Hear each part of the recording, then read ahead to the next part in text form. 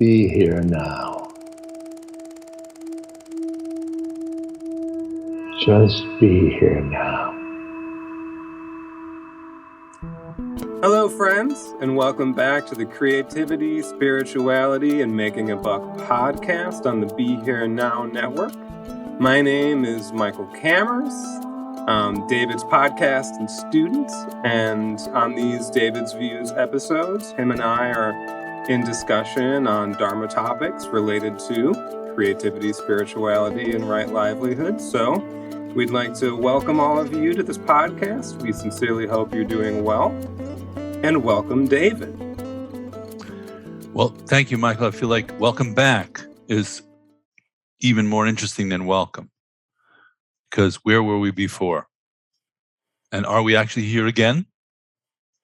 Well, we're getting right into our topic. Who is where? Who is where? It's the Buddhist version of who's on first, actually. It's like an inverted be here now. Yeah. Yeah. Who's being here now? Yeah. So I know you had a question from one of our Dharma Moon community members, and might be fun to launch from there. Great. Thank you. Yes. Well, we have a submitted question. And just a reminder to anybody who's listening, if you would like me to ask David a question in one of our episodes here, you can shoot me an email at michaelk@dharmamoon.com. And this question is submitted from our community member, Charles Sidner, and he sent me a message that reads as such. Hi, Michael. I've been enjoying the podcasts. You're an excellent Robin to David's Batman. I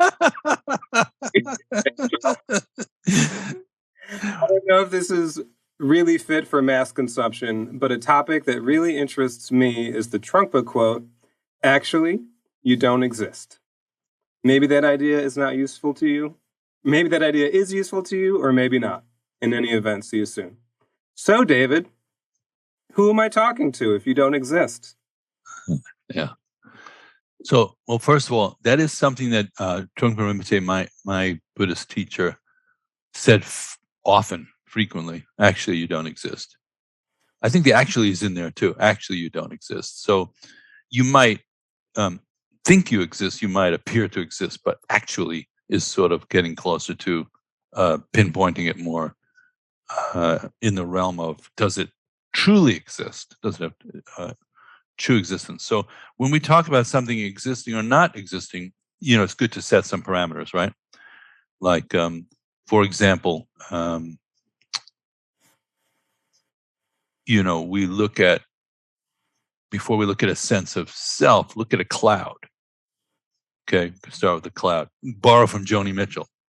Look at, I don't know if she knew we would be talking about looking at the cloud, but talking about a little bit more traditional perspective. You look at a cloud, does it exist or does it not exist? Let me just throw that right back to you, Mike. Well, if we're going to set the parameters for this conversation, how are we defining truly existing then? Because it seems to arise, exist for a short time, and dissipate, right? But okay. Well, let's pause right there. Yeah. And we're just using the cloud as a kind of launching point for the conversation. Just picking anything and saying, does that box of tissues exist? And I didn't say truly exists. We're kind of not ready for that yet. So does the cloud exist? And you said with your, apparently sharp intellect and, reasonable perspective on things, said, well, it appears to exist for a period of time and then to not exist. Is that what you said? Basically, yeah. Yeah. So at what point in time then, since you brought in the time reference, could you say that the cloud exists? When does it exist? That's a difficult question to ask because the more I contemplate it, I don't know what time is. But impermanence definitely seems to be real, so in what appears to be this ever-shifting present that is our portal for experience. Well, I'm going to encourage you and our listeners to, I think both of us today are inspired by our earlier discussion about Ramana Maharshi, who I just watched a documentary about him last night, which was lovely. And part of what we're talking about today was an essential part of the way he worked with understanding reality and talking to other people about it, which was the who am I, which is also used in Zen. You know, a lot of traditions look more carefully at the person who's having the experience rather than what the experience itself is. So by starting with something simple, like an object in the world that you're familiar with, like a cloud, I asked you, does the cloud exist or not? Which is, not meant to be, big, heavy-handed. It's just a simple question. You said in your, sort of from your observatory, you said, well, it exists, it changes, and then it ceases to exist. So you kind of defined a cloud like a synthesizer envelope, right? Attack, sustain, decay, and it's gone. So the question then is, if you're satisfied that quickly, which I think you could be about how something exists, you just define something that exists temporally only. It exists in time. When I ask you about time, when does it exist? You got a little bit, seemingly anyhow, it seemed to me maybe a little confused, because we weren't talking about the nature of time. We were just saying, when does the cloud exist? So when does the cloud exist? When causes and conditions come together for a cloud to arise. Or is it when you notice it? So the cloud is co-emergent with my perception of it? Well, you've jumped the shark again. Sorry. Yeah, it's good. If this was checkers, you'd be like the guy who's trying to jump, king me, while you're still coming out of the gate. Yeah. So jumping in that perspective, and that's a kind of quantum perspective, and it's also a very Buddhist perspective. The cloud and your perception of it co-arise. That's beautiful. Now, what does it mean, like for the practical people out there who want to know what use any of this kind of cogitation is for them? Let's cut to the chase on that. We take ourselves just way too seriously. Period. Everybody, with their opinions, our fixed ideas about things, our panic about our own getting older and passing away. We have locked and loaded onto a temporal phenomenon as if it was permanent. And because of that, we suffer a lot. And that's the basic Buddhist logic, is that it's not that we're trying to get a metaphysical or metadata handle on reality so that we can expound on it. It's like, how could we stop suffering so much by glomming, grasping, clinging, freaking out so easily about something just changing or being less predictable than we would like it to be, or more fluid than we're comfortable with having it be, including ourselves. So you look at phenomena, and then you look at the self that's observing it, co-arising in a temporal way, with a imputed, assumed logic that somehow something solid anywhere in that equation. And our most favorite thing to make solid is the I, which is what Ramana Maharshi is saying. That's the first cause, he was saying, is the sense of solidity of I. And that's why Trungpa Rinpoche would say, actually, you don't exist, as a way of cutting right to the chase of the matter. But intellectually, both of them would agree that you could intellectually perceive this, but not experientially necessarily.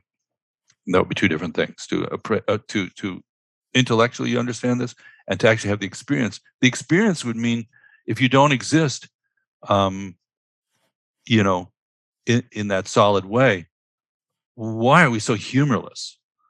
Why are we so uptight? Why are we so shy?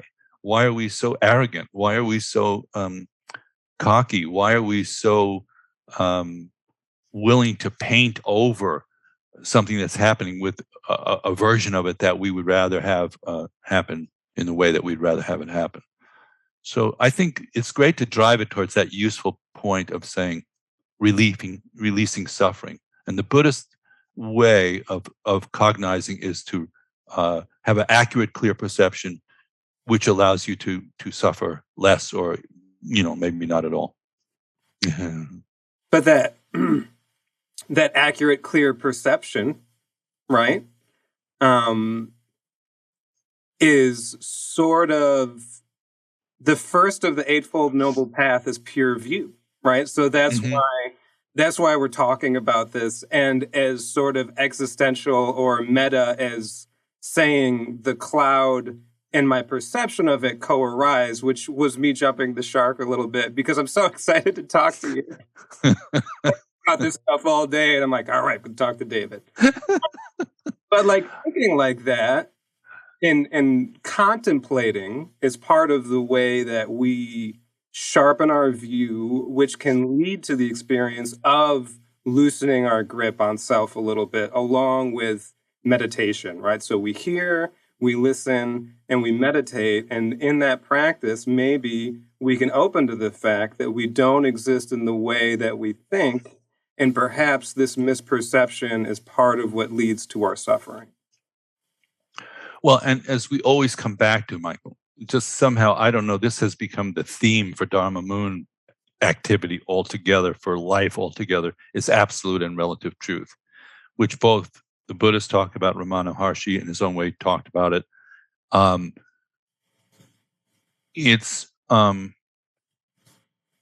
relative truth is, of course, a temporal truth, because you will need at some point today to go out and get some groceries. You'll need to use your car. You'll need the key to the car. You'll need the registration to the car with your name on it in case a policeman pulls you over because your left tail light, you forgot to fix it. You'll need to remember where you live in an apartment that you pay the rent on, and in which many nights you go to sleep into a bed which you purchased, which you made the morning before. Is anybody saying that relatively it's wise to ignore that kind of level of relativity? No, but we call it the relative truth in the Buddhist way of looking at it. And it has relative wisdom and intelligence in it. But if you then begin to immortalize that activity, that sense of identity, to the point where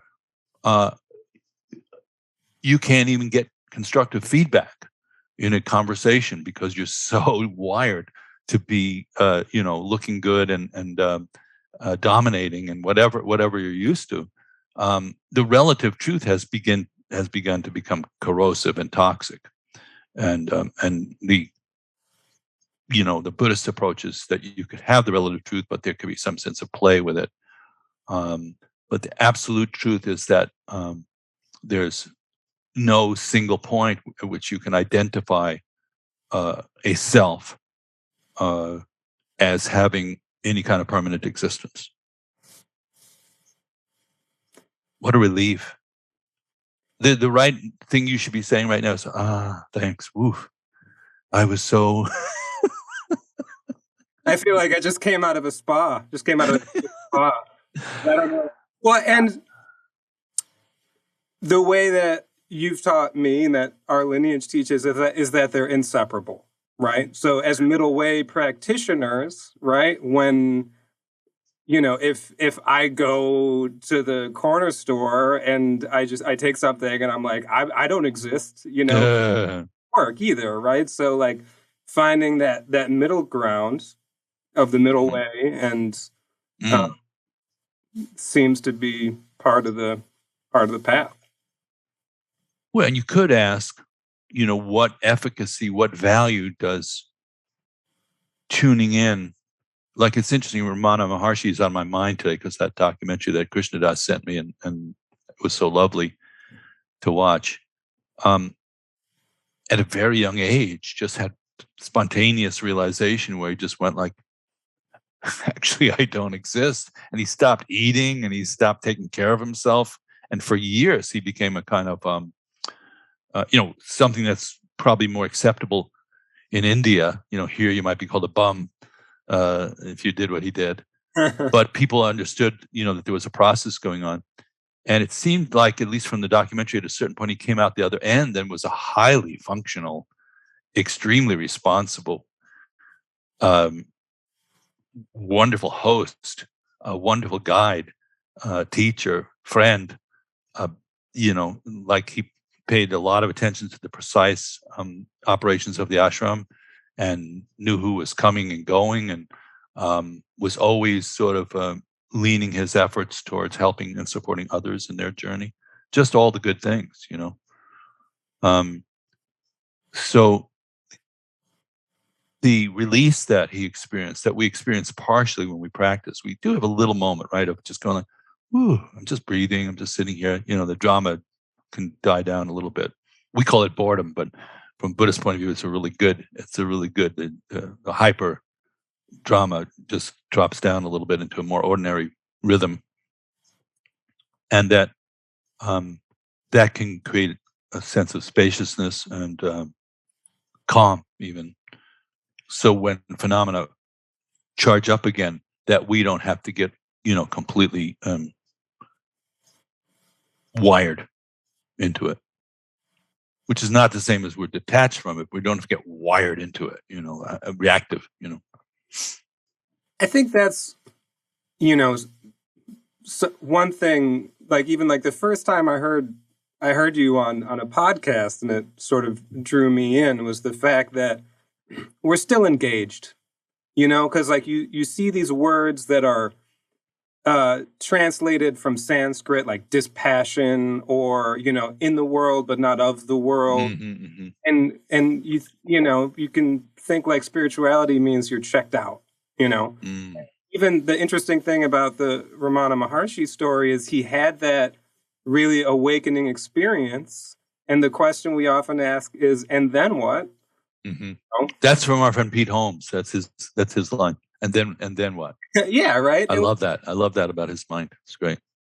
He tended to the garden that physical form was in for the time that it was in it. It sounds like from what you're relating. Yeah, it depends, because the extent, when we do experience, people with high levels of realization, and if we're lucky, we might even have hung around with somebody that we clearly could identify that way as representing the kind of the cooking show aspect of the path. They take it out of the oven, it's already cooked at the end, what that looks like. And I feel very fortunate, as to have, just in my journey, to have quite spontaneously, through no great virtue of my own, met some of these really incredible masters from 20th century Tibet, which was a one-time only deal. That will never happen again. You'll never probably meet a Chicago bluesman again since the 40s or the 50s. Somebody that's uniquely characterized by their relationship to that time and place. So there's a sense of those people appearing and disappearing, is the way I want to say it. And almost bordering at times on the magical aspect, not to emphasize that, but like, oh, where did you come from kind of quality of it. There are stories about Karmapa 16 that are just kind of extraordinary that way. Synchronicities, as you know, tendrils that happen around people like that. And you become part of that field. It's a field effect. And so whether or not they're deliberately trying to help anybody at that point, whether or not they actually have a cohesive sense of individual existence or not. And, as you know, we use the phrase gate gate, the mantra from the Heart Sutra. Gate gate, paragate, parasangate, bodhiswaha. Gone. Like, isn't that an interesting way to describe it? So there is an aspect of that they're gone. And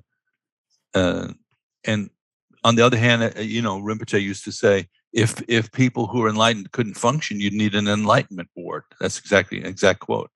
Then you need an enlightenment ward. So, this is tricky to understand where to be when and how you relate to these things and what you do. And at a certain point, obviously, Buddha nature should become more spontaneous rather than something you crank up and try to so hard to be a good person and a bodhisattva. There has to be some kind of delight in the whole thing, or it gets very missionary-like.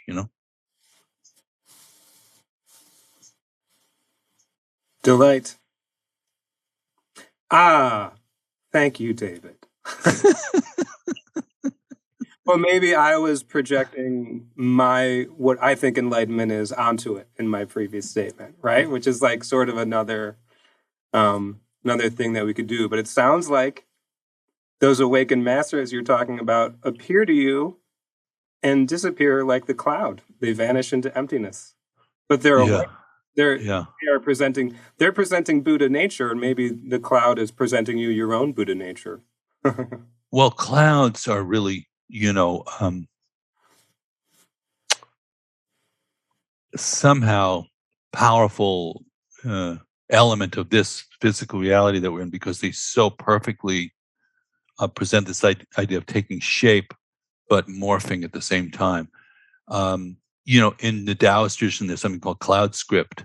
In calligraphy, cloud script. It's writing on water. You have a feeling of things taking shape and shifting. So the question is, when do you do something really deliberate, strongly intentional, really calibrated? When do you stick to your guns? When are you building a fort as opposed to, a water polo game? What if anything, is there anything to protect? Is there anyone to protect? One of my teachers said, don't defend yourself and don't defend the Dharma. So some people think, I'm defending the holy Dharma, the teachings of this or that. And it's tricky because there is the notion of protection also, which is keeping an eye on what's worthy in a situation and lending your support to preserving that. That's important. That's not, you can't just say, oh, you don't exist. There are things that are worth preserving and protecting at the same time. And we need to use our discernment to know the difference, right? Yeah, hopefully some of that happens naturally and isn't too clouded over or obscured, And also it's always worth a second look, because sometimes we're protecting something in the name of, and we're actually the problem. Us doing that is the problem. We're causing more harm than we're fixing. So there's got to be some humbleness and sense of humor about this whole kind of adventure that we're on. But it's not the same as being frivolous and supercilious about it, and just going, oh, poof, it doesn't matter. I guess that's a balance. The middle way. There you go. Well, I hope we even vaguely answered Charles's question, but that's not our way, Michael. Our way is to launch and then see where it goes, right?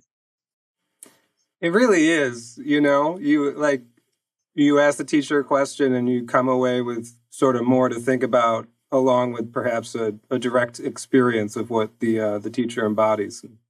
You do what you will with it. Okay. Well, hopefully we'll see everybody soon. Yes. Thank you, David. Thank you to everyone for listening. As David said, we sincerely hope this conversation was of some benefit to you. And be well. Thank you. There you have it, folks. Another CSM David's View on the Be Here Now network.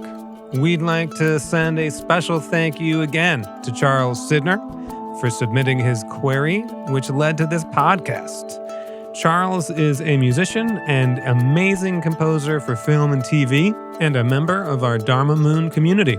You can follow him on Instagram at SidSong, which is at SYDSONG. And there you can hear his music and see adorable pictures of his 2 chihuahuas. Charles, I hope that's not too much self-disclosure, but that's all in the public sphere.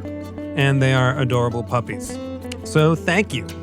And that being said, anyone interested in submitting a question for David's View, we strongly encourage you. Send me an email at michaelk@dharmamoon.com or message me at mkforpresident on the Instagram. I would like to make a quick correction to my speech earlier in the podcast. About midway, I was endeavoring to lay out the three prajnas, which are hearing, contemplating, and meditating. This is a Buddhist framework for integrating the teachings into our life. We begin by engaging with the teachings via our sense perceptions. We use our intellectual faculties to analyze, contemplate, and see if they align with our experience. And as we meditate, we develop an embodied understanding experientially of the way of things, let's say. Fun side note, the three prajnas autocorrects to the three prawns on my notes application, and now I'm hungry.